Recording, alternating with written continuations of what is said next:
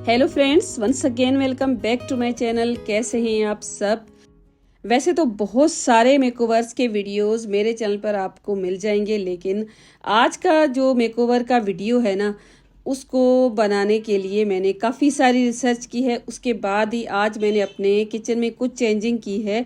तो I hope आज का वीडियो आपको पसंद आएगा और बहुत सारे डीआईवाईज के साथ बहुत सारे प्रैक्टिकल से space saving budget friendly idea share करने वाली हूँ, जो आपके रूटीन को काफ़ी ज़्यादा आसान बना देंगे। तो चलिए हम अपने वीडियो का स्टार्ट करते हैं। तो यहाँ पर आप देख सकते हैं, ये मेरे किचन का जो एरिया है ना, आपको बहुत कम नज़र आ रहा होता है। ये भी मेरे किचन का एक कोना है। तो यहाँ पर मैंने अपना फैन लगाया हुआ है और ये वॉल है ना, ख़राब हो चुकी थी। इसकी जो एक साइड है ना, उसके ऊपर मैंने ये स्टिकर्स लगाए हुए हैं। 2-3 साल पहले ही मैंने इनको लगाया था। अब ये स्टिकर्स भी ख़राब हो चुके थे और दूसरी साइड वाली वॉल है ना, वो भी ख़राब हो गई थी और ये सीलन की वजह से ख़राब हो जाती है। कलर भी इस तरह से निकल जाता है तो काउंटर टॉप पे आ जाता है। काउंटर टॉप है ना, बार बार ख़राब हो रहा था। तो आज मैंने सोचा इसका मैं मेकओवर करती हूँ। तो नेल्स है ना, देखें इस तरह से हम निकाल सकते हैं। मेरे पास मेरी एक सिस्टर ने कमेंट किया था कि आप नेल कैसे लगाती हैं, तो मैं आपके साथ ज़रूर शेयर करूँगी। बिल्कुल सिंपल सा आइडिया है, नेल्स आप लगा सकते हैं। बहुत सारे हुक्स भी आते हैं, कौन से हुक ठीक होते हैं वो भी आपके साथ मैं ज़रूर शेयर करूँगी। आज तो बस इसको मैंने क्लीन किया है। पूरा जो भी कलर वगैरह निकल चुका था उसको मैंने पूरा स्क्रैप करके निकाल दिया है। अब यहाँ पर कोई कलर नहीं है। और अब ये जो टाइल्स है ना, इनके ऊपर ये मैंने लगाई हुई थी एलईडी स्ट्रिप लाइट, और ये बहुत अच्छी तरह से स्टिक हो गई थी। लेकिन आज मुझे इसको रिमूव तो करना है, क्योंकि आज मुझे अपने किचन का मेकओवर करना है। और इसको मैंने रिमूव किया है और किस टेप के साथ मैं इसको लगा रही होती हूँ वो भी आपके साथ अक्सर मैं शेयर कर रही होती हूँ। जो टेप आती है ना, रेड कलर की नैनो टेप, जिसकी विड्थ बहुत कम होती है, उसको मैंने लगाया हुआ था। तो अब इसको मैंने निकालने के बाद जो भी एक्स्ट्रा टेप वगैरह थी उस सबको निकाल दिया और उसके बाद मैंने इसको क्लीन किया है। बिल्कुल भी टाइल्स के ऊपर ग्रीस वगैरह नहीं रहना चाहिए। अच्छी तरह से मैंने इसकी क्लीनिंग कर ली है। तो यहाँ पर ये जो स्टेनलेस स्टील का वूल आता है ना, जिसके ऊपर इस तरह से एक होल्डर भी लगा होता है, वही मैंने लिया था $1 शॉप से। इससे बहुत अच्छी सफाई हो जाती है, जो आपके फ्रंट में टाइल्स वगैरह लगे होते हैं उनकी। तो ये पूरा मैंने क्लीन किया है और उसके बाद इसको मैं अच्छी तरह से ड्राई भी कर दूंगी। और जहाँ पर हमारा गैस स्टोव रखा होता है ना, वहाँ पर देखें वॉल कितनी गंदी हो जाती है। इसको भी मुझे बिल्कुल हाइड करना है। इसको भी मैंने क्लीन किया, उसके बाद साफ कपड़े के साथ साफ करके इसको मैंने ड्राई कर दिया है। मैं अपने किचन की काउंटर टॉप की ये वाली वॉल है ना, इसका थोड़ा सा लुक्स चेंज करने वाली हूँ। पूरे टाइल्स हम चेंज किसी रीज़न की वजह से नहीं करवा रहे हैं। तो बस मैं इसको ना थोड़ा सा चेंज करूँगी, क्योंकि बहुत अरसे से एक ही देख देख के ना बंदा बोर भी हो जाता है। तो बस मैंने यहाँ पर एक शीट मंगवाई थी दराज से, और ये शीट है ना, जो हम आम शीट्स लेते हैं ना, उनसे अच्छी क्वालिटी की है। और एक रोल मैंने 750 का लिया है और डीसी मेरे ख्याल में अलग ही थी, और बहुत अच्छी इसकी क्वालिटी है। आप इस तरह का रोल पूरे किचन के काउंटर टॉप के ऊपर ले लगा सकते हैं। मैंने तो बस जहाँ पर मैंने मेजरमेंट्स ली है ना, उतना ही मुझे लगाना है। तो इसकी क्वालिटी की मैं क्या ही बात करूँ, बहुत अच्छी इसकी क्वालिटी है। बिल्कुल ऐसे लगता है ना जैसे प्लास्टिक की कोई शीट हो, वो स्टिक हो गई है। अब ये जो ब्रिक शीट्स है ना, उसको मैंने एक व्हाट्सएप का ग्रुप है उससे ली है। तो ये जो एक शीट है ना, मुझे 230 की पड़ी है। वैसे जितने भी ऑनलाइन इस तरह के जो पेजेस थे ना, वहाँ पर मैंने पता किया था, कहीं पर मुझे 350 की पड़ रही थी और कोई कोई 300 की दे रहा था। लेकिन ये मुझे बिल्कुल ही अच्छी प्राइसेस में मिल रही थी। तो इस तरह की 10 शीट्स मैंने ली है। और अब ये जो पीस है ना, इसको मैं यहाँ पर लगा दूंगी बिल्कुल सेंटर में, जहाँ पर हमारा स्टव रखा होता है। मुझे इसका डिज़ाइन भी अच्छा लगा था और कलर भी बहुत ज़्यादा शार्प नहीं थे, बिल्कुल हल्का सा डिज़ाइन था ना, तो ही मैंने इसको चूज़ किया था। वरना स्टिकर्स भी आते हैं, वो भी आप लगा सकते हैं। मैंने इसको लगा दिया है। वैसे कुछ शीट्स बिल्कुल ही पतली सी होती हैं, जिनको लगाने में काफ़ी ज़्यादा दिक्कत आती है। ये बहुत ज़्यादा मोटी भी थी और बहुत अच्छी इसकी क्वालिटी थी, तो लगाने में भी बिल्कुल कोई मसला नहीं आया। रिंकल्स भी नहीं पड़े, बबल्स भी नहीं बने। बहुत आसानी से अकेले ही मैंने इस शीट को लगा दिया। वैसे ये वाइपर के साथ मैंने इसको लगा दिया था क्योंकि इसके साथ भी आराम से लग रही थी, नहीं तो कोई कपड़ा भी यूज़ कर सकते हैं, क्रेडिट कार्ड वगैरह इस तरह से भी लोग लगाते रहते हैं। लेकिन ये शीट अच्छी खासी मोटी थी तो इसमें ज़्यादा बबल्स भी नहीं हो रहे थे, मैंने आसानी से इसको लगा दिया था। तो ये जो शीट है ना मुझे बहुत पसंद आई थी। अगर बिल्कुल प्लेन होती ना तो पूरे किचन में मैं इसको ही लगा लेती। तो बहुत ज़्यादा मोटी भी थी और लगाना भी आसान था, लेकिन ये कि प्रिंटेड थी और मुझे अपने किचन को ना प्रिंटेड लुक बिल्कुल भी नहीं देना था, बिल्कुल प्लेन मुझे चाहिए था। तो मैंने जो ब्रिक शीट है ना उसका इस्तेमाल किया है, तो वो भी बहुत अच्छी है, उसकी रिव्यूज़ तो अच्छे हैं। बहुत सारे लोगों ने अपने किचन में, कमरों में लगाई हुई है। मैंने भी अपने ड्राइंग रूम में लगाई है, अपने बेडरूम में भी इसको लगाया हुआ है। वहाँ पर बहुत अच्छा काम कर रही है। अब देखें किचन में कितने दिन चलती है। मैंने जो अपने ड्राइंग रूम में और बेडरूम में लगाई है ना उसकी विड्थ थोड़ी सी ज़्यादा थी, इसकी विड्थ तो कम थी, लेकिन बिल्कुल वाटर प्रूफ है और स्टिकीनेस बहुत अच्छी है इसकी और इसको लगाना बहुत आसान है। बस आपको इसका स्टिकर रिमूव करके इस तरह से लगा देना है। और यहाँ पर ये बोर्ड था तो मैंने शीट ना इस तरह से कट की है पूरी। अगर मैं कट कर लेती ना तो अच्छी फिनिशिंग नहीं आती, तो बस पहले मैंने स्टिक किया है। अब एक शार्प सी मैंने नाइफ ले ली थी और उसके बाद मैं इसको कट करके और उसके बाद मैं इसको स्टिक कर दूंगी। और ये शीट्स है ना इनको लगाने का मैं काफ़ी दिन से सोच तो रही थी, लेकिन मेरी हिम्मत नहीं हो रही थी। मुझे ऐसे लगा कि अगर ये ख़राब हो गई तो मेरी इतनी सारी मेहनत भी ज़ाया हो जाएगी और उसके साथ साथ काफ़ी सारे पैसे भी ज़ाया हो जाएंगे। लेकिन ये मुझे ना अच्छी खासी सस्ती पड़ी है, क्योंकि इतनी ज़्यादा हाई प्राइसेस में मुझे ये नहीं मिली है। और टोटल मेरी 6 शीट्स है ना वही मैंने इस्तेमाल की थी। पूरे किचन में मैं इसको नहीं लगाऊंगी, एक साइड पे मैंने लगा दिया। अब इसकी जो दूसरी साइड है ना उसके ऊपर भी मैं इसको लगा दूंगी। अब जो दूसरी शीट में स्टिक करूंगी ना उसको थोड़ा सा ट्रिक के साथ इस्तेमाल करेंगे तो ये जो ब्रेक्स है ना ऐसे लगेंगी कि पूरी एक ही शीट है।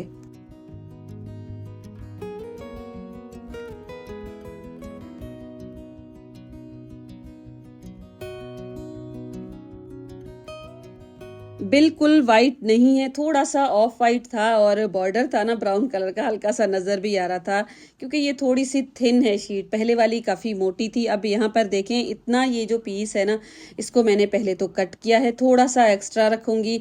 अब जो हाफ ब्रेक्स है ना, उनको मैं इस तरह से कट कर दूँगी।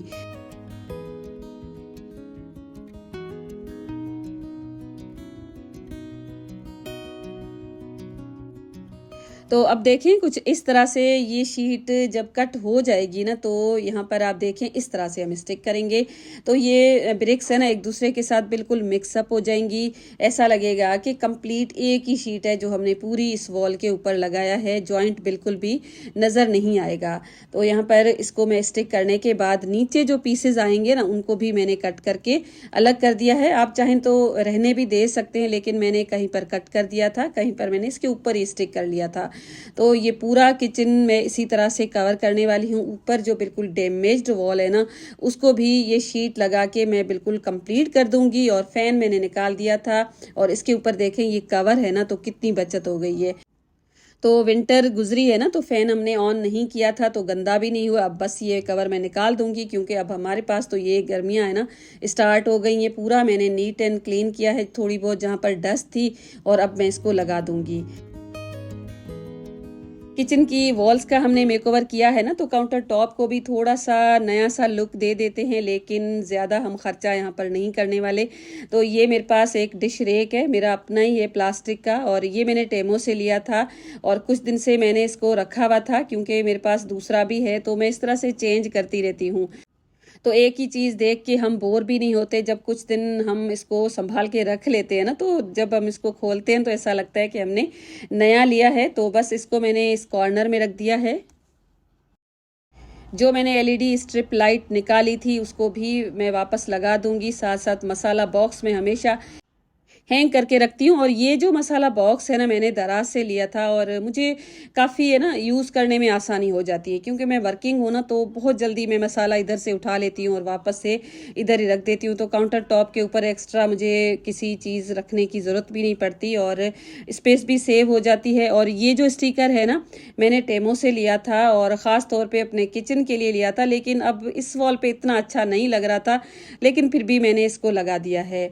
तो ये जो एडिसिव हुक्स है ना, आप देख सकते हैं, ये 3 मैंने यहाँ पर लगाए हैं। लगाने के बाद मैंने इसको तकरीबन 12 घंटे का रेस्ट दिया था। और इन हुक्स के साथ जो टेप लगी होती है ना, वो बिल्कुल अच्छी नहीं होती है, तो मैं ना इनको हमेशा ये जो नैनो टेप है ना, इसके साथ स्टिक करती हूँ। तो बहुत अच्छी इसकी क्वालिटी है और आपके साथ मैं इसके साथ साथ रिव्यूज़ भी शेयर करती जाऊँगी, जिस तरह से मैं इस शेल्फ को यूज़ करती जाऊँगी। तो 3 मैंने लगाए थे, क्योंकि अच्छा खासा वेट इसको होल्ड करना है। तो इसके अंदर ये जो मेरी जूसर है ना, उसको रखने वाली हूँ, क्योंकि अब तो इसकी ज़रूरत पड़ने वाली है। तो बस सामने ये छोटे छोटे से जग है, इतने ज़्यादा भारी नहीं है, इसको मैं रख दूँगी। और साथ साथ ये शेल्फ मैंने इधर लगाया है, इसके ऊपर भी जो भी चीज़ें ज़रूरी होंगी ना, उनको मैं रख दूँगी। एक मैंने प्लांट रखा है और मेरे किचन में बहुत अच्छी सनलाइट आती है, तो प्लांट्स है ना बहुत अच्छे ग्रो हो जाते हैं। जो भी चीज़ें मुझे हैंग करनी होती है ना, उन सबको मैंने हैंग किया है। और काउंटर टॉप पे बहुत ज़्यादा चीज़ें तो मैं नहीं रखूँगी, क्योंकि किचन मेरा छोटा है और इसके ऊपर ये जो जार्स है ना, जिनके ऊपर बिल्कुल जो ज़रूरी चीज़ें होती हैं वही रखी होती हैं और अच्छी भी लगती हैं बाहर। और इसके साथ साथ मैं ग्लासेस भी इधर ही रख देती हूँ।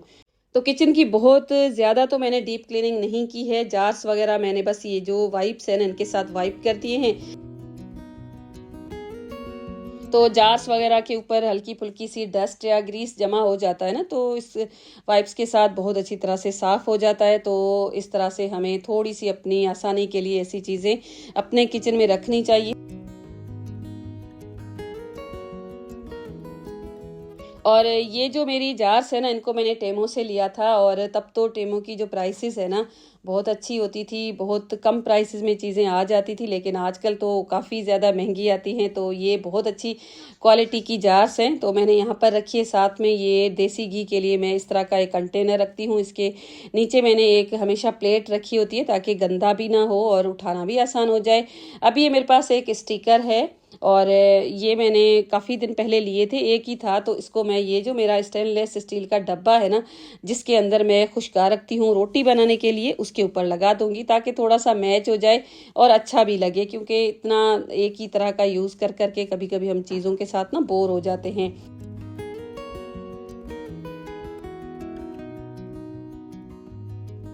तो ये स्टिकर्स भी वॉशेबल होते हैं, बहुत जल्दी ख़राब नहीं होते हैं।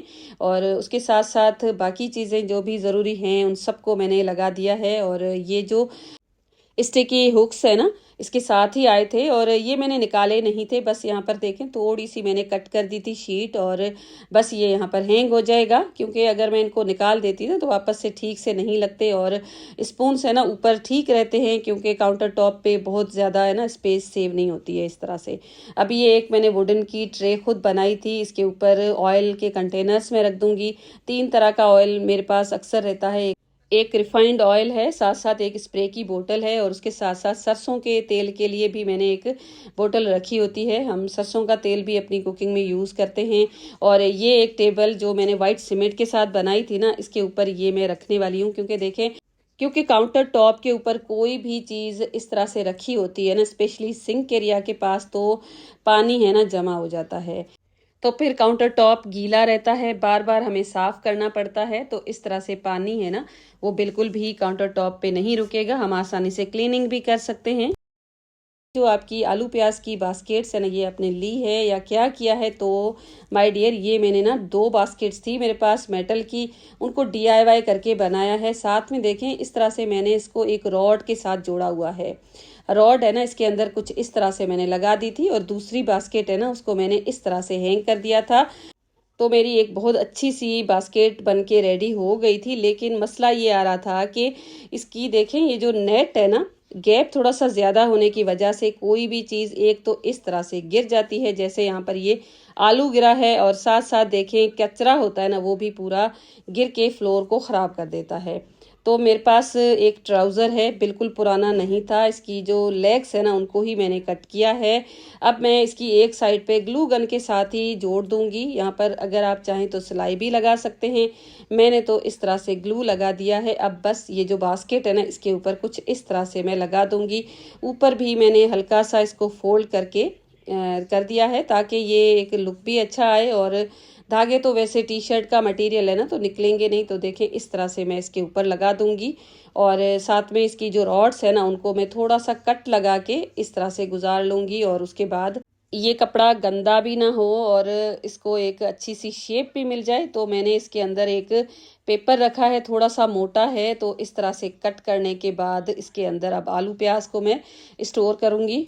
तो ये बास्केट्स है ना ओवर द डोर हम इसको यूज़ कर सकते हैं, लेकिन मैंने यहाँ पर देखें इस तरह से एक रॉड रखी है, उसके ऊपर मैं हैंग कर दूंगी। और एस टाइप कुछ हुक्स होते हैं ना वही हमने यहाँ पर लगाए हैं, जो क्वेश्चन मार्क जैसे दिखते हैं ना वही हमने बहुत पहले लगवाए थे।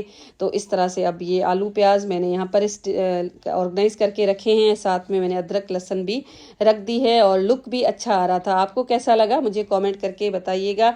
तो ये जो कॉर्नर शेल्फ है ना इसको आप जितना चाहें ऑर्गेनाइज करें, बार बार ये गंदा हो ही जाता है। मैंने अपने चैनल पर भी आपके साथ बहुत सारे वीडियो शेयर किए हैं जिसमें इन शेल्फ्स को मैंने ऑर्गेनाइज किया है। तो आज ना ये ग्लासेस है ना मैं नए लेकर आई थी, तो इनको रखने वाली हूँ क्योंकि आगे रमज़ान में आपको इस तरह के ग्लासेस बार बार चाहिए होंगे, तो हैंडी भी रहेंगे और अच्छे भी लग रहे थे।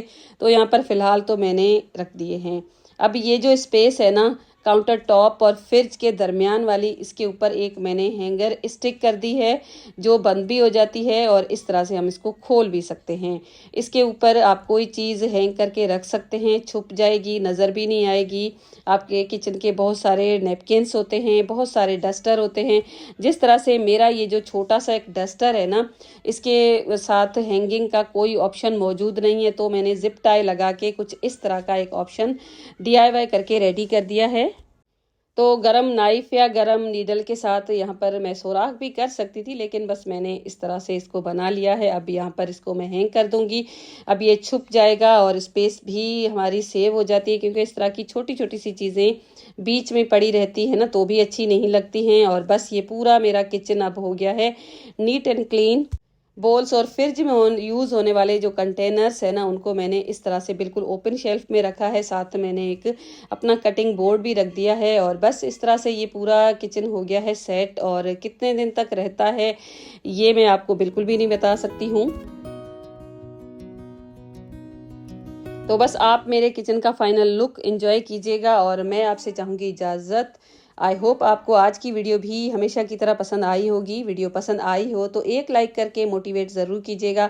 कमेंट करके ये ज़रूर बताइएगा कि क्या आपने कभी इस तरह की शीट्स अपने किचन में यूज़ की हैं। अगर की है ना तो मेरे साथ अपना एक्सपीरियंस ज़रूर शेयर कीजिएगा। और वीडियो को लाइक करने के साथ साथ चैनल को भी सब्सक्राइब कर दें ताकि ऐसे ही यूज़फुल से वीडियोज़ आप तक सबसे पहले पहुँचें। मिलूंगी नेक्स्ट वीडियो में। Thank you and bye bye.